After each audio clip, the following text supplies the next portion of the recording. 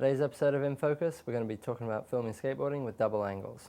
It's pretty common in skate videos to show the same trick twice from two different angles, and for good reason. Often the story of a trick can't fully be explained in one shot that's edited in quickly for just a few seconds on the screen, so having a second angle can explain the situation a little bit better and also emphasize the trick a little bit more. Some of the more typical scenarios where you see a double angle used is maybe one shot emphasizes the height of the trick, another shot might emphasize the length of the trick, or perhaps it's used at the end of a line to show the final trick from another angle.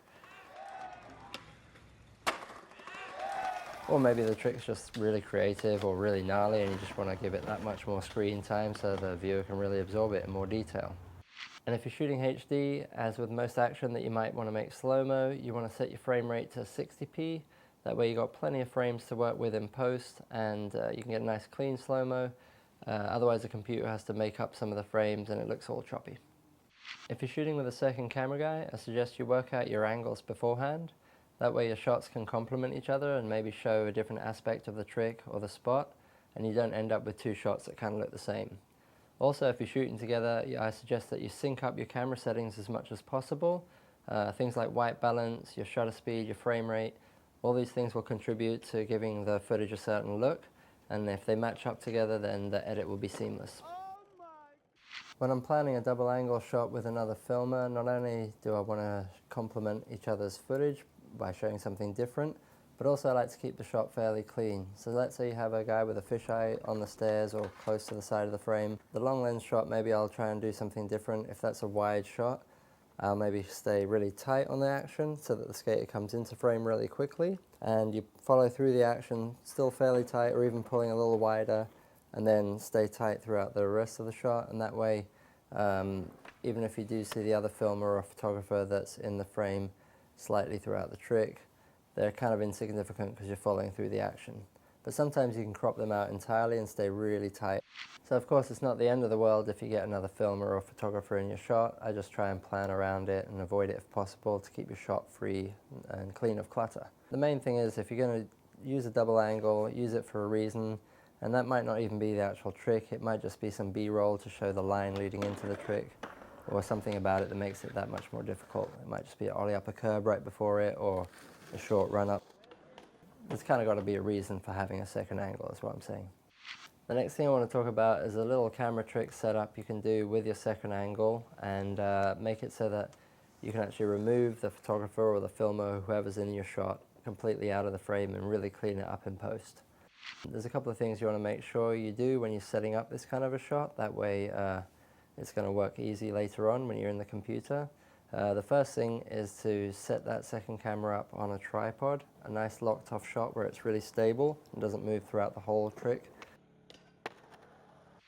So the second thing to consider when you're setting up a shot like this is to make sure that you align it so that the photographer, the filmer, whoever it is you're trying to remove out of the frame, doesn't overlap with the skater during the trick. If they overlap each other, then you're causing a lot of problems cutting them out, because you have to go around the bodies of the person. It's really complicated. Whereas if you align it so they're completely separate and they don't overlap, you can easily mask off an area, patch it up, and they're gone.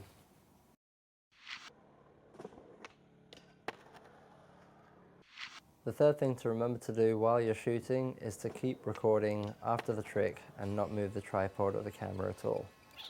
During this time you want to clear the shot of whatever it is that you're trying to remove. That way you have a nice clean bit of footage to use to paste over the area afterwards in post. Does that make sense? If you're shooting outdoors in the day, I recommend you clear the shot immediately. That way the lighting hopefully won't change from the time of the trick, and that way when you use that bit of footage to overlap, it won't look any different and it'll match seamlessly. You also might want to watch out for shadows from the other filmer or anything that might overlap and spoil the effect later. This setup's especially useful if it's just one filmer who happens to have two cameras. That way a homie can press record on the tripod angle, and also it means that you've got a nice safe angle if you want to try something different and you might mess up the shot, so you know you've got one angle that's completely got it covered.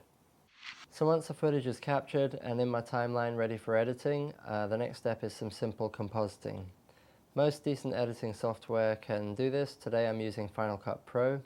The quickest way to mask off the top layer, if you just need a rectangle or square, is to go into your Motions tab, look down where it says Crop, open that up, and you can see you have controls to crop in from the left, the right, the top and the bottom.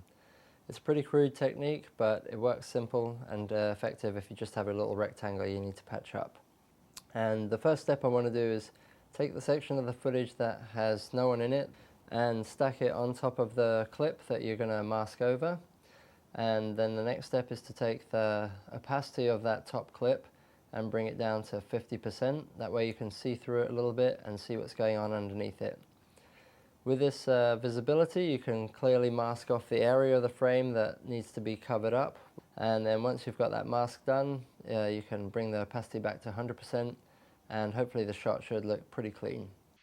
It's a good idea to feather the edges of the masked off layer that's on top of the other one. That way it blends nicely with the layer below it and you won't see any weird edges, hopefully. If the shape that I'm trying to mask off is a little bit more complicated than a rectangle or a square, I like to use what's called the 8-point garbage matte tool. That's found down in the effects panel under the matte tools.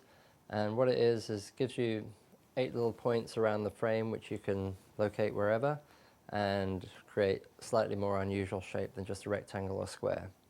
Within that control you also can feather it a little bit so the edges are nice and soft. That way it blends nicely with the frame below it. If the person you're trying to cover up is moving, then you're going to have to get a little bit more advanced and use keyframes to animate the masked shape across the frame and cover up the person from the beginning to the end of the shot. If it's going to get really complicated, I'll actually go and use After Effects if the shape's a little bit more intricate or if the animation is just going to be that much more involved. Even if your patch-up job isn't completely perfect, chances are no one's going to notice this if everything in the shot is nice and still, except for the action of the skater moving through the frame. So that's just some starting points on filming double angles. As usual, this stuff's pretty instinctive if you watch a lot of skate videos, but hopefully some of this information will help out the beginners.